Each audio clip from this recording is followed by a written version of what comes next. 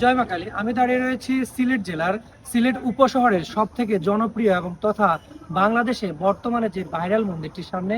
এটি দক্ষিণেশ্বরী কালী মন্দির। এটি সিলেট জেলার সর্বাধিক জনপ্রিয় একটি মন্দির।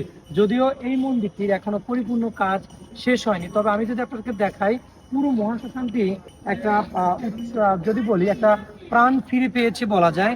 যদি এই পাশটাতে দেখায় তাহলে পরপর 5টি চুল্লি রয়েছে, যে চুল্লিগুলোতে শবদেহ পোড়ানো হয় বা শবদের যে সৎকার কাজ রয়েছে সেটি করানো হয়। আমি আমি ভিতরে যদি আপনাদেরকে প্রবেশ করে আমার সাথে আসুন, আপনাদেরকে দেখাবো। মোটামুটি যদি বলি একটা মন্দিরের যেই পরিপাটি, যদি আমি এদিকে বলি, এদিকে একটা শবদেহ অলরেডি কিন্তু কাজ চলছে বা চলমান রয়েছে।